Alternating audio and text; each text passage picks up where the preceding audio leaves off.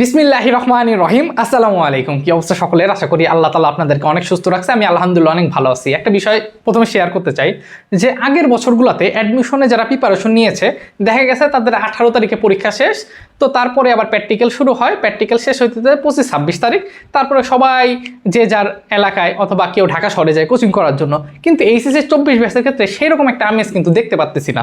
এর পিছনে একটা কারণ আছে, কারণটা হচ্ছে আপনাদের যে একটা জটিল একটা প্রক্রিয়া চলতেছে, সেটা হচ্ছে এইচএসসি 24-এর রেজাল্টটা নিয়ে। তো এখনও অনেক মানুষ জানেই না যে তাদের রেজাল্টটা কী হবে। এসএসসি রেজাল্টটা অনেক কম ছিল, এখন সেটা যদি ম্যাপিং পদ্ধতিতে আপনাদের রেজাল্টটা দেয় তো ইঞ্জিনিয়ারিং প্রিপারেশন নিয়ে তো লাভ নেই, কারণ মার্কস অনেক লাগে। আবার মেডিকেলে নেবেন, আপনার জিপিএ যদি কাটা যায়, তো নানান বিষয় নিয়ে আপনারা সার্বিক একটা বিপর্যয়ের মধ্যে পড়ছেন আমার যেটা ধারণা। এই কারণে আসলে সেরকম একটা আমেজ আমি নিজেও পাচ্ছি না। কিন্তু তারপরও তো আপনার অ্যাডমিশনের প্রিপারেশন নিতে হবে, কারণ এইচএসসি এবং অ্যাডমিশন দুইটা ভিন্ন জিনিস। আমি আবার বলতেছি, এইচএসসিতে কিন্তু সেরকম কোনো কম্পিটিশন নাই। আপনি জিপিএ 5 পাইলেও অন্যজন জিপিএ 5 পাইলো, এটা কি কারোর সঙ্গে কারো কোনো দ্বন্দ্ব আছে? কারোর সঙ্গে কোনো সমস্যা? ও পাইলে পাবে, আমি পাইলে পাবো। কিন্তু অ্যাডমিশন কিন্তু আলাদা ভাই, পুরাই সেন্সিটিভ একটা জিনিস। এখানে প্রত্যেকটা সিটের পিছনে লড়বে প্রত্যেকটা ইউনিভার্সিটিতে। কথা বুঝতে পারছেন? ইউনিভার্সিটি ভেদে অনেক সিটের তারতম্য ঘটে। আমি যদি জাহাঙ্গীরনগর ইউনিভার্সিটির কথা বলি, জাহাঙ্গীরনগর ইউনিভার্সিটিতে এমন কিছু ইউনিট আছে যে ইউনিটে এক একটা সিটের পিছনে 300-400 করে স্টুডেন্ট লড়ে। অবাক হওয়ার কিছুই নেই, ঠিক আছে? জাহাঙ্গীরনগর এরকম। সিট হচ্ছে আপনার কত জানেন? সিট হচ্ছে 400-400-র ভিতর আবার দুইটা ভাগ আছে, ছেলেরা 200, মেয়েরা 200। আবার সেটার মধ্যে মনে করেন সেকেন্ড টাইমার আছে, আবার কোঠা আছে। ছিল এতদিন কোঠা, এখন কোঠার বিষয়, কোঠা থাকবে কিছুটা হলেও, কোঠা ইউনিভার্সিটিগুলো থাকে, হ্যাঁ, আদিবাসী কোঠা, প্রতিবন্ধী কোঠা, এগুলো থাকে। তো যাই হোক, আমি আপনাদেরকে ভয় পাচ্ছি না, আমি জাস্ট আপনাকে বলতেছি যে আপনাদের প্রিপারেশনটা নিয়ে ইনশাল্লাহ শুরু এখন থেকে করা উচিত, এইচএসসি রেজাল্ট যাই হোক না হোক। কথা বুঝতে পারছেন? কারণ আপনি যত দেরি করে নেবেন আপনি প্রিপারেশনটা ততই আপনি পিছিয়ে পড়বেন। কারণ ঢাকা ইউনিভার্সিটি, জাহাঙ্গীরনগর, রাজশাহী, এরা স্বায়ত্তশাসিত ইউনিভার্সিটি, এরা বসে থাকবে না। এরা পরীক্ষার যে সময়টা আসবে পরীক্ষা নিয়ে নেবে। তো আমরা ইনশাল্লাহ সার্বিক বিষয় বিবেচনা করে আমি একটা গাইডলাইন দেওয়ার চেষ্টা করবো যে এখন থেকে আপনি এইভাবে পড়া শুরু করতে পারেন, ঠিক আছে? কথা না বলে শুরু করি। তো প্রথমে আমি যেই জিনিসটা দিয়ে শুরু করবো সেটা হচ্ছে যে প্রথমে 1 নাম্বার যে বিষয়, যে আপনি যদি আসলে কোনো একটা বিষয় শুরু করতে চান তাহলে আপনাকে অবশ্যই প্রিপেয়ার হতে হয়। ধরেন আপনি পড়াশোনা করছেন বাংলাদেশে, এখন আপনি দেশের বাইরে পড়াশোনা করতে যাবেন, তাহলে আপনার একটা গোছের বিষয় আছে না, প্রিপেয়ার হওয়ার একটা বিষয় আছে, ব্যাগ নেবেন বা কী কী নিয়ে যাবেন। তো একইভাবে অ্যাডমিশন একটা প্রিপেয়ার হওয়ার জন্য আপনার যেটা খুবই প্রয়োজন সেটা হচ্ছে আপনার মেন্টালিটি স্ট্রং করতে হবে, প্রথম কথা। তাহলে আমি কি বলছি, অবশ্যই আপনাকে আপনার যে মেন্টালিটি আছে এটা স্ট্রং করতে অবশ্যই। আচ্ছা দেখেন, প্রথম কথা, কারণ দেখেন কি বিষয়টা কি, অ্যাডমিশনটা ধরেন আমরা নিজেরাও তো এই যে কিছুদিন পর থেকে হয়তো বা আমিও কোচিং ক্লাস নেওয়ার জন্য বের হবো আর কি। আমার এই যে রোববার থেকে 2 তারিখ থেকে হয়তো বা আমার সিটি ক্লাস টেস্ট, হ্যাঁ, 7 দিন 5 দিন ক্লাস টেস্ট হবে, তারপরে হয়তো বা আমিও ক্লাস নেওয়ার জন্য বের হবো। তো যে বিষয়টা হয়, অনেকেই দেখা যায় যে প্রথম দিকে মেন্টালি অনেক স্ট্রং থাকে, ঠিক আছে, কিন্তু আস্তে আস্তে যে কোচিংয়ে ক্লাস করে সেখানে উইকলি দেয়, ডেইলি এক্সাম দেয়, এখানে আসলে স্ট্রংটা হারাই ফেলে। প্রথমে যে শক্তি নিয়ে সে মাঠে নামছিল সেই জিনিসটা আস্তে আস্তে হারাই ফেলে। তো এই ধরনের মনে রাখবেন যে অ্যাডমিশন সিজন কিন্তু 3 মাস বলা হলেও আপনার অ্যাডমিশন সিজন চলতে থাকে অলমোস্ট 6 থেকে 7 মাস। যেমন এগ্রি পরীক্ষা সবার শেষ হয়, যেমন এইচএসসি 23 ব্যাচের এগ্রির এখনো পরীক্ষায় শুরু হয় না, দেখছেন? কিন্তু আপনারা কিন্তু অ্যাডমিশন শুরু করে দিচ্ছেন। তো নানান বিষয় থাকে। সো এই মেন্টালি স্ট্রং যদি আপনি না থাকেন তাহলে অ্যাডমিশনে আপনি প্রচুর পরিমাণে ডিপ্রেশন কাজ করবে। হাই আমার ডেইলি এক্সাম খারাপ হচ্ছে, এরকম অহরহ উদাহরণ আমি আপনাকে দিতে পারবো যে ডেইলি এক্সাম, উইকলি এক্সামের রেজাল্ট খারাপ করতেছে। কথা বুঝতে পারছেন? কিন্তু ভালো জায়গায় চান্স পাইছে। ঢাকা ইউনিভার্সিটিতে আমার অনেক বন্ধু আছে যারা কিন্তু চান্স পাইছে। কথা বুঝছেন? আমরা সেক্টর নিয়ে আলোচনা করবো অবশ্যই, মেডিকেল ভার্সিটি, ইঞ্জিনিয়ারিং। আগে কিছু কথা বলি যে আপনার মেন্টালি স্ট্রং হইতে হবে। দ্বিতীয় যে কথা সেটা হচ্ছে যে পড়াশোনা করতে গেলে আপনার একটা খুব বড় একটা যে জিনিস প্রয়োজন সেটা হচ্ছে আপনার একটা সুন্দর একটা এনভায়রনমেন্টের প্রয়োজন। কথা বুঝতে পারছেন? যে আপনার সুন্দর একটা পরিবেশ প্রয়োজন। কারণ আমি সবসময় ভিডিওতে একটা কথা বলি, এবং আমার সঙ্গে যেহেতু জড়িত, যেহেতু আমি মনে করেন প্রত্যন্ত অঞ্চল থেকে উঠে আসছি, আমাদের তো ওইরকম না। সকাল ভোরবেলা উঠতাম, উঠে মনে করেন দাঁত ব্রাশ করতে করতে এপারা সেপারা ঘোরাফেরা করতাম। ওই সকালবেলা ভোর 4টার সময় মনে করেন পুকুর পাড়ে এই মাছ ধরতে আসতো জেলেরা। কথা বুঝতে পারছেন? তো ওই চলে যেতাম সকালবেলা ভোরের, যেয়ে দেখতাম যে মাছ মারতেছে, বিরাজ করতে করতে ওই সময় 8টা বেজে গেছে। তো এই ঘোরাফেরা করতাম। কিন্তু ঢাকা শহরে যারা থাকে তারা কি এরকম সুযোগ পায় না। তো দেখছেন পরিবেশটা, দেখছেন ঢাকা শহরে যারা এই সকালে উঠে পড়াশোনা শুরু করে দেয়। আমরাও পড়াশোনা করি নাই তা না, কিন্তু এই যে একটা পরিবেশের বিষয় আছে। তো অনেকেই দেখা যায় গ্রাম থেকে ঢাকা শহরে যায়, ঠিক আছে, কোচিং করার জন্য, এই নতুন পরিবেশে খাপ খাওয়াইতে পারে না। তাদের উদ্দেশ্যে একটা কথা বলবো, যেহেতু আপনি চলে আসছেন এখানে, আপনি মানায় নিতে হবে ভাই। ধরেন আপনার মা আছে, আপনি আপনার মাকে অনেক ভালোবাসেন, কিন্তু সেই মা আল্লাহ তাআলার ডাকে সাড়া দিয়ে চলে গেছে, মারা গেছে। এখন আপনি যতই কান্না করেন আপনার মা আসবে না, তার আপনি যত সহজে মেনে নেবেন আল্লাহর কাছে, তার জন্য যত দোয়া করবেন এটাই আপনার কাজে দিবে, তার জন্য কাজে দিবে। হ্যাঁ, এই কারণে যখন আপনি নতুন একটা পরিবেশ আপনি পাইছেন, হয়তো বা মানায় নিতে পারতেছেন না, কিন্তু আপনাকে থাকতে হবে আরো 4 মাস। তার মানে আপনার মানায় নিয়ে আর সেরকম একটা অ্যাবিলিটি আপনার তৈরি করতে হবে ইনশাল্লাহ। কথা বুঝতে পারছেন? কারণ মানায় না নিলে আপনি চলতে পারবেন না। বুঝতে পারছেন? ওকে, সো মেন্টালিটি স্ট্রং করতে হবে। এনভায়রনমেন্ট 3 নাম্বার যে বিষয়টা, আপনি যে পড়াশোনা শুরু করবেন আপনার সুন্দর একটা রুটিন বানাইতে হবে। কথা বুঝতে পারছেন? আচ্ছা, অনেকেই বলে ভাই রুটিনটা কিরকম হবে। দেখেন, আপনার বিষয় আপনি ছাড়া কেউ জানে না। আমি আবার বলতেছি, আপনার ব্রেন কিরকম কাজ করবে, আপনি কি 2 ঘন্টায় 2 পেজ পড়বেন না 2 ঘন্টায় 4 পেজ পড়বেন, এটা আপনি নিজে জানেন। আপনার ব্রেন কতটুকু ক্যাচ করতে পারবে, আমি কি বুঝাইতে পারতেছি? তো আপনার রুটিন আপনি জানেন যে আমি আজকে একদিনে এই চ্যাপ্টারটা এইভাবে শেষ করতে পারবো। হ্যাঁ, এই কারণে নিজে একটা রুটিন বানাবেন যে প্রত্যেকদিন সকালে আমি এই কটার সময় উঠবো। আমি আপনাকে বললাম যে আপনি প্রত্যেকদিন 10:30টার ভিতর ঘুমাই যাবেন, ওই দিন 4টার সময় উঠবেন, ওইটা পড়াশোনা করে ফজর নামাজ পড়বেন। না আপনি ঘুমানি 2টার সময়, উঠে নেই সকাল 10টায়, ওইটা হাত মুখ ধুয়ে কোচিংয়ে চলে যান। কথা বুঝতে পারছেন? তাহলে কি হবে? আমার রুটিনের সঙ্গে আপনার রুটিন মিলবে? এই কারণে রুটিন কেউ কখনোই কারো বানাই দিতে পারে না। রুটিন নিজের জিনিস নিজেই তৈরি করতে হয়। জাস্ট মনে রাখবেন একটা সুন্দর রুটিন দরকার, ঠিক আছে? 4 নাম্বার যে বিষয়টা অ্যাডমিশনের প্রিপারেশন, এটা হচ্ছে সবচেয়ে ইম্পর্টেন্ট। সেটা হচ্ছে যে আপনার যে ব্যাড হ্যাবিট আছে না, এই জিনিসগুলো এখন থেকে ভাই পরিবর্তন করতে হবে। কথা বুঝতে পারছেন? এই যে ব্যাড হ্যাবিটের মধ্যে সবচেয়ে বেশি হচ্ছে আপনার অ্যাডিক্টেড। ঠিক আছে, আমি কিন্তু একটা কথা বলি, আমার একটা ফ্রেন্ড ছিল, আমার হোম টাউন হচ্ছে রাজবাড়িতে, বুঝতে পারছেন? ফরিদপুরের পাশে, কুষ্টিয়ার পাশে, ওই পাশে পাবনার পাশে, মানে সব জেলার পাশেই, হ্যাঁ, মাগুরারও পাশে। তো আমার যে হোম টাউন, আমার হচ্ছে এসএসসি ব্যাচ 17। হ্যাঁ, আমার এসএসসি ব্যাচ হচ্ছে 17। আপনাদের এসএসসি কত? 22, তাই না? হ্যাঁ, বেশি বড় না। আচ্ছা শুনেন, তো আমার যে ফ্রেন্ডটা ছিল, আমি রাজবাড়িতে, আমার মানে রাজবাড়িতেই ছোটবেলা থেকে বেড়ে ওঠা আমার। তো ছোটবেলাও ভালো কলেজে মানে স্কুলে পড়ছি, তারপরে জেলা স্কুলেও পড়ছি। তো আমার যে ফ্রেন্ডটা ছিল কলেজে উঠে, জেলা স্কুলে তো সাধারণত মেয়ে থাকে না, তো কলেজে যখন উঠলাম তখন একটা মেয়ের প্রেমে পড়ে গেল, বুঝতে পারছেন? এবং মেয়েটাও মানে অনেক ব্রিলিয়ান্ট, আমার ফ্রেন্ডও ব্রিলিয়ান্ট। এবং ফ্রেন্ডকে আমি একটা উদাহরণে মানে বলতে চাই, মানে ফ্রেন্ডকে একটা ডেফিনেশন দিতে চাই। আমার ফ্রেন্ডটা এতটাই মেধাবী ছিল যে পুরো রাজবাড়ী জেলার ভিতরে ও ডিস্ট্রিক্ট ফার্স্ট হইতো, জেএসসিতে, এসএসসিতে। কথা বুঝতে পারছেন? মার্কের দিক থেকে অনেক আগে থাকতো। তাহলে বুঝতে পারছেন কত মেধাবী একটা জেলার মধ্যে একটা ছেলে, কত মেধাবী। তো ইন্টারে উঠে প্রেমে পড়ে গেল, বুঝতে পারছেন? মেয়ের নতুন মেয়ে মানুষ পাইছে, স্বাভাবিক। জেলা স্কুল যখন পড়ছি 6 থেকে 10 কোনো মেয়ে ছিল না, কলেজে উঠে মেয়ের নেশা পড়ে গেল। তো কি বলবো ভাই, অ্যাডমিশন সিজনে ঢাকা শহরে গেছে, তো ওর মা গিয়েছিল ওর সঙ্গে।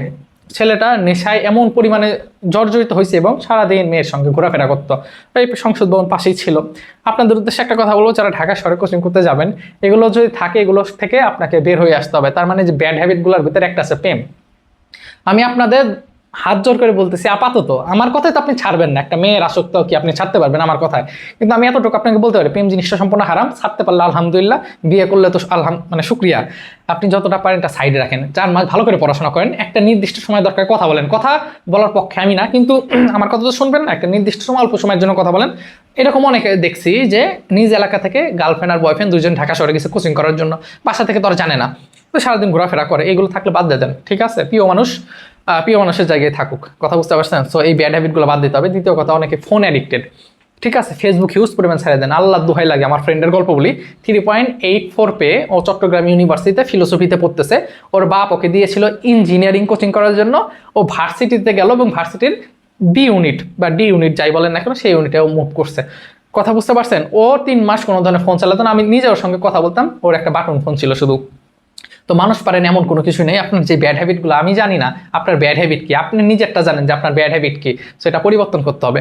এই ছিল আপাতত কথা। এগুলো যদি পরিবর্তন করতে পারেন তাহলে আশা করি যে সুন্দর একটা প্রিপারেশন নেওয়ার জন্য আপনি একটা উপযোগী, হ্যাঁ, পাবেন। জিপিএ নিয়ে ভাবেন না। আমি এর আগের ভিডিওতে বলছি যে জিপিএ কম নিয়ে অনেক ভালো কিছু করা যায়। এবার আসেন আমরা একটু ইন্ডিভিজুয়ালি আলোচনা করি ইনশাল্লাহ, মেডিকেল, ইঞ্জিনিয়ারিং এবং ভার্সিটি। হ্যাঁ, প্রথমে আমরা যদি এইখানে মেডিকেল নিয়ে আলোচনা করি, ক নাম্বার দিই। হ্যাঁ, ক নাম্বারে যেই জিনিসটা নিয়ে আলোচনা করবো সেটা হচ্ছে আমাদের মেডিকেল। হ্যাঁ, মেডিকেলের যে বিষয়টা হয়েছে, দেখেন, মেডিকেল এমন একটা ট্রাক যে এই যে ড্রিম, আমি তো আমাকে ধরেন আলহামদুলিল্লাহ অনেকে নক দেয়, আমি আমার হোয়াটসঅ্যাপ নাম্বারটাও দিয়ে দিব, একটু ভিডিওটা দেখেন আগে।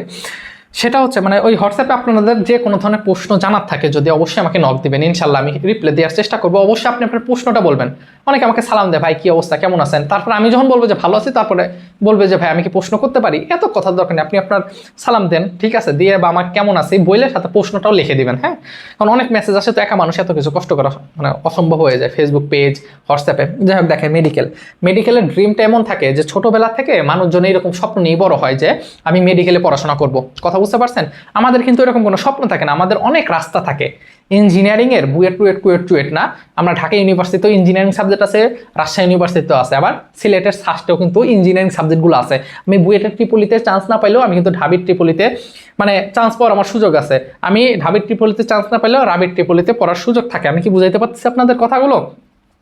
তো আমি যেটা বলতেছি, আমাদের সুযোগ আছে, আমাদের টাকা থাকলে 6 থেকে 7 লাখ টাকা হলেও প্রাইভেটে পড়া যায়। কথা ক্লিয়ার? কিন্তু মেডিকেলের যাদের স্বপ্ন, এদের স্বপ্ন কিন্তু ছোটবেলা থেকে, এদের একবার স্বপ্ন শেষ মানে 1 ঘন্টার পরীক্ষায় পারবে না, সব শেষ। সো মেডিকেল ট্র্যাকটা আসলে একটু ডিফিকাল্ট। তো এরকম আমি অনেক স্টুডেন্ট দেখাই, ইভেন আমি অনেকে তো পড়াইছি, এরকম দেখছি যে তাদের জিপিএটা অনেক খারাপ। কথা বুঝতে পারছেন? জিপি অনেক কম, কিন্তু ফ্যামিলির চাপে মেডিকেলের প্রিপারেশনটা নিয়ে আসছে যে প্রাইভেটে পড়াবো, কিন্তু জিপি এত পরিমাণ খারাপ যে আলটিমেটলি 40ও পায় না মেডিকেল পরীক্ষাতে। তো আমি অবশ্যই বলবো যে আপনারা যদি মেডিকেলের প্রিপারেশন নিতে চান বা মেডিকেলের কোচিং করতে চান, অবশ্যই ভেবে চিন্তে কোচিংগুলো মানে যে ক্লাসগুলো করবেন, বুঝে শুনে মানে কোচিংয়ে ভর্তি হবেন, সহজ কথা।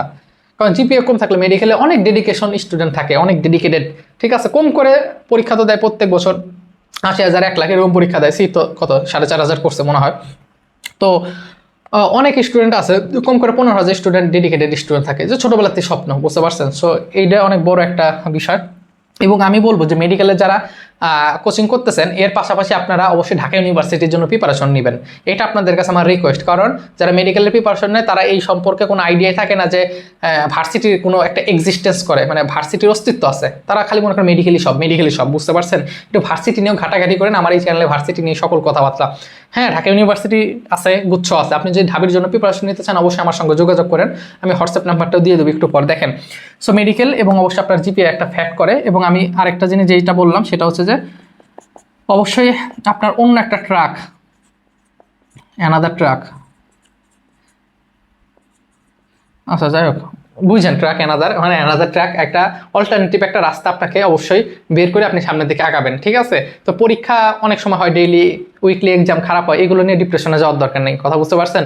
কারণ অনেক স্টুডেন্ট দেখছি যে এই রেজাল্টগুলো খারাপ থেকেও কিন্তু আলটিমেটলি যে পরীক্ষাটা হয় অ্যাডমিশনে, সেটা অনেক আগে থাকে। তো এই কারণে এইগুলো নিয়ে বেশি টেনশন করেন না। এইবার আসেন যে ভার্সিটির যে বিষয়টা। আচ্ছা, অনেকেই ভার্সিটি বানান ভুল করে, হ্যাঁ ভিই লেখে, হ্যাঁ ভিএ হবে সবসময়, এটা মনে রাখবেন। আর যখন ইউনিভার্সিটি লিখবেন, ইউনিভার্সিটি, হ্যাঁ এই জিনিসটা একটু মনে রাখেন। ইউনিভার্সিটির ক্ষেত্রে এই হয় আর ভার্সিটির ক্ষেত্রে এ হয়। আচ্ছা বিষয় আসে, দেখেন ভার্সিটি তাও এরকম একটা জিনিস যে ভার্সিটির খেলা কিন্তু এক একটা জায়গায় এক এক রকম। আমি আবার বলতেছি, আপনি যদি ঢাবির কথা বলেন, আমি সবসময় বলেন ঢাবির প্রশ্নটা স্ট্যান্ডার্ড হয়, কিন্তু গুচ্ছের প্রশ্নটা স্ট্যান্ডার্ড হয় না। কারণ গুচ্ছে কে প্রশ্ন করবে, সাস্ট করবে না জাস্ট করবে না নোয়াখালী বিজ্ঞান প্রযুক্তি করবে, এটা আমরা কেউ জানি না। কিন্তু আমরা তখনই এই সম্পর্কে ভালো জানতে পারবো যখন আমরা বেশি করে কোশ্চেন ব্যাংকটা সলভ করবো। তো যারা ভার্সিটি প্রিপারেশন নিতে চাচ্ছেন এবং মেডিকেল প্রিপারেশন ছাড়াও অ্যানাদার একটা ট্র্যাক ধরে রাখতে চাচ্ছেন, এই কারণে আমি সবসময় সাজেস্ট করি অবশ্যই অ্যাটলিস্ট ফিজিক্স এবং ম্যাথটা আপনি করতে পারেন, ঠিক আছে? এই কারণে এই যে আমি আমার এখন হোয়াটসঅ্যাপ নাম্বারটা ইনশাল্লাহ দিয়ে দেবো। আপনার যে কোনো ধরনের সমস্যা, বা আমি নিজেও ফিজিক্স এবং ম্যাথ পড়াই, তো আমারও একটা কোর্স চলতে মানে কোর্স সামনে শুরু হবে অথবা সেপ্টেম্বরের 15 তারিখ থেকে। কারণ আমার একা মানুষ তো এই স্লাইডগুলো বানাইতে আমার অনেক কষ্ট হইতেছে, বুঝতে পারছেন? কারণ সেই যশোর বিজ্ঞান প্রযুক্তির প্রশ্ন ভেক্টরের সেই 19 সাল পর্যন্ত যশোরে পরীক্ষা হয়েছে, তারপরে তো গুচ্ছের ভিতরে অ্যাড হয়ে গেছে। সেই পাবনা বিজ্ঞান প্রযুক্তি প্রশ্ন অ্যাড করাটা অনেক কষ্ট হয়ে যাচ্ছে খুঁজে খুঁজে। তো একা মানুষ একটু সময় লাগছে, তারপর আপনারা যোগাযোগ করতে পারেন, বা অনেক স্টুডেন্ট আছে যে পার্সোনালি পড়তে চায়, আমার সঙ্গে যোগাযোগ করতে পারেন ইনশাল্লাহ। আমার হোয়াটসঅ্যাপ নাম্বারটা আমি এখানে দিয়ে দিচ্ছি, হোয়াটসঅ্যাপ 01752250809, ঠিক আছে? এটা আমার হোয়াটসঅ্যাপ। সো এই নাম্বারে আপনি আমার সঙ্গে ইনশাল্লাহ যোগাযোগ করতে পারেন। এখানে আমি যে ভার্সিটি প্রিপারেশনের কথা বলবো, আপনি যে ঢাবির কথা চিন্তা করেন, আমরা অনেকগুলো ইউনিভার্সিটি নিয়ে আলোচনা করব। প্রথমে আসি ঢাকা ইউনিভার্সিটি। মনে রাখবেন, বাংলাদেশে যতগুলো ইউনিভার্সিটির পরীক্ষা হয়ে থাকে সবার আগে ঢাবির পরীক্ষাটা হয়ে থাকে। তো যে ছেলে বুয়েটে চান্স পায় ও ঢাবিতে পরীক্ষা দেয়, কারণ ঢাবির পরীক্ষা আগে হয় এবং ঢাবিতেও চান্স হয়ে যায়। যে ছেলে রুয়েটেও চান্স পায় ও ঢাবিতেও চান্স পায়। পরবর্তীতে অনেক স্টুডেন্ট বের হয়ে যায়, অনেক স্টুডেন্ট বের হয়ে গেলে দেখা যায় যে অনেক স্টুডেন্ট আছে ওয়েটিং থেকে টানে। এই কারণে অন অ্যাভারেজ 5,500 থেকে অলমোস্ট 6,000 স্টুডেন্ট পর্যন্ত টানে ঢাবিতে। সিট হচ্ছে 1881টা। কথা বুঝতে পারছেন? সো প্রত্যেক বছর এরকম দেখা যায়। তো আমি বলবো যে আপনারা মেডিকেলের পাশাপাশি অবশ্যই ঢাবির জন্য একটা প্রিপারেশন নেবেন। ঢাবির জন্য কেমিস্ট্রি বায়োলজি তো মেডিকেলে, কিন্তু ফিজিক্স আলাদা, ম্যাথ আলাদা। কথা বুঝতে পারছেন? মেডিকেলের জন্য আপনি পড়তেছেন যে মহাকর্ষীয় ধ্রুবকের মাত্রা কি, তাই না? জি, বড় হাতের জির মাত্রাটা কি, কিন্তু এখানে কিন্তু এই সকল জিনিস এত আসে না। এখানে একটু ম্যাথমেটিক্যাল বা টার্মগুলো বেশি আসে। সো অবশ্যই আমার সঙ্গে যোগাযোগ করতে পারেন। ফিজিক্সের যে কোর্স আছে বিস্তারিত ডিসক্রিপশনে এবং আমাদের কমেন্টও বলা আছে, একটু দেখেন। হ্যাঁ, আমি বলবো যে ভার্সিটির প্রশ্নটা অবশ্যই স্ট্যান্ডার্ড হয়ে থাকে। এরপরে যদি আসি যে জিএসটিতে আপনাদের এই বছরও 24টা ইউনিভার্সিটি আছে। 24টা ইউনিভার্সিটি মানে বোঝেন যে একটা মাত্র পরীক্ষা, আপনাদের 1 ঘন্টার একটা পরীক্ষায় আপনি 24টা ইউনিভার্সিটি যে কোনো একটা ইউনিভার্সিটিতে পড়ার সুযোগ থাকবে ইনশাল্লাহ, আল্লাহ যদি আপনাদের তৌফিকে রাখে। সো এই জিএসটির প্রশ্ন প্যাটার্ন একটু পরিবর্তন হয়। বিগত 20, 21, 22, 23 আপনারা 24 মানে আপনারা 5 নাম্বার ব্যাচ যারা গুচ্ছ পরীক্ষা দিবেন, আমি আবারও বলতেছি। তো বিগত 4 বছরে দেখা গেছে যে অন এভারেজে আপনি যদি 100-র ভিতরে কেউ যদি 40 পায়, তার 100% বলতে পারি একটা ইউনিভার্সিটি শিওর হয়। দেখছেন, তার মানে 40% যদি মার্ক ক্যারি করতে পারেন। সো এখনও অনেক অপরচুনিটি আছে। আপনারা যারা অ্যাডমিশন প্রিপারেশন এখন নেওয়া শুরু করেন, আমি অবশ্যই বলবো ইনশাল্লাহ অ্যাডমিশনের প্রিপারেশনটা এখন থেকে নেওয়া শুরু করেন, কারণ আপনাদের জন্য অনেক অপরচুনিটি আছে। সো ইনশাল্লাহ ভালো কিছু হবে। হ্যাঁ, ওকে। সো ডিইউ ছিল, জিএসটি ছিল, আর বাকি যে ইউনিভার্সিটিগুলো আছে আরইউ, জেইউ, অবশ্যই এইগুলো সব একই টাইপের প্রশ্ন হয়। হ্যাঁ, টাইপ সেম, জাস্ট আপনি রাজশাহীর জন্য, জাহাঙ্গীরনগরের জন্য আলাদা করে একটু কোশ্চেন ব্যাংক আপনি কিনবেন এবং সেগুলো প্র্যাকটিস করবেন, আর টাইপ ভিত্তিক তো সেম। আর যারা ওই যে আমাদের ব্যাচে ভর্তি হবেন, এখানে আমি সব টাইপ করে দেবো, এবং বিশেষ করে গুচ্ছ এবং ঢাকা ভার্সিটি বিগত বছরের প্রশ্ন সলভ করাবো যখন, তখন ফিল করতে পারবেন যে কি এই টাইপের প্রশ্ন হয়। ঢাবির প্রশ্ন মানে ঢাবি আর গুচ্ছ একসঙ্গে অ্যাড করে দেবো, প্রশ্নগুলো একসঙ্গে থাকবে। পিবিএস এর প্রশ্ন সলভ করে দেবো 15 বছরের ঢাবির, আর গুচ্ছ তো আছেই। তো এই ছিল ভার্সিটির কথা। এবার আসেন ইঞ্জিনিয়ারিং। দেখেন ইঞ্জিনিয়ারিং যে বিষয়টা আমি বলবো সেটা হচ্ছে, দেখেন ভার্সিটি আর মেডিকেল আপনি উইদাউট কোচিংও চান্স সম্ভব। আমি অবশ্যই বলি যে ভার্সিটি এবং মেডিকেল উইদাউট কোচিংও আপনি চান্স পাইতে পারেন ইনশাল্লাহ, আল্লাহ যদি তৌফিকে লেগে রাখে। কিন্তু ইঞ্জিনিয়ারিংয়ে যে হবে না তা না, কিন্তু ইঞ্জিনিয়ার সো টাফ মানে এটা অনেক টাফ বলাই চলে, কারণ ওরা আসলে এক্সট্রিম লেভেলের প্রশ্ন করে। ওরা কি করে, এক্সট্রিম লেভেলের প্রশ্ন করে। ধরেন আমি একটা উদাহরণ দিলে ক্লিয়ার হবেন। ধরেন আপনি কেন্দ্রমুখী বল পড়ছেন না, এফসি, সেন্ট্রিপিটাল ফোর্স। তার আগে একটা কথা বলি, এখন থেকে আপনারা চেষ্টা করবেন ইংলিশ নামগুলো পড়া। এই যে এফসি, ছোটাতে সি, এই সিটা বোঝায় সেন্ট্রিপিটাল ফোর্স মানে কেন্দ্রমুখী বল। হ্যাঁ, সেন্ট্রিফিউগাল কেন্দ্রবিমুখী বল, অ্যাঙ্গুলার মোমেন্টাম, কৌণিক ভরবেগ, এই টার্মগুলো পড়লে কিছুদিন পর যখন ইউনিভার্সিটিতে যাবেন তখন দেখবেন যে আপনি খুবই উষ্ট হয়ে যাবেন এই ওয়ার্ডগুলোর সঙ্গে। তার আগে একটু বলি, যদি এই পর্যন্ত ভিডিওটা দেখে থাকেন অবশ্যই অনুরোধ থাকবে ভিডিওটা লাইক দিবেন, কারণ লাইক দিলে ধরেন আপনার যে সকল ফ্রেন্ড আপনার সঙ্গে অ্যাডমিশন প্রিপারেশন নেবে ওরাও ভিডিওটা দেখতে পারবে, অনেক মানুষের কাছে রিচ করে ভিডিওটা। এবং নতুন হয়ে থাকলে অবশ্যই সাবস্ক্রাইব করে রাখেন, পরবর্তী অনেক ভিডিও পাবেন। আর কাল পরশু থেকে ইনশাল্লাহ ক্লাস আসবে, আমার প্রচুর পরিমাণে শর্টকাট ট্রিক্সের ক্লাস শেখাই, যেগুলো অ্যাডমিশনে শেখাবো। সো আশা করি ভালো কিছু হবে। দেখেন আপনি এফসি, মেইন সূত্র হচ্ছে এফ সমান কত, এ মানে কি লেখা যায়, ভি স্কয়ার বাই কিন্তু আর, আবার ভি সমান কি লেখেন বলেন তো, ওমেগা আর, তাই না? তার মানে এটা সমান কিন্তু লেখা যায় এম ওমেগা স্কয়ার বাই আর, এই জিনিসটা আমরা লিখি, এটা তো সহজ। আবার ওমেগা সমান কি লেখেন, এম 2πn/t স্কয়ার, এখানে আর তো আছে, যাই হোক বুঝে নিয়েন।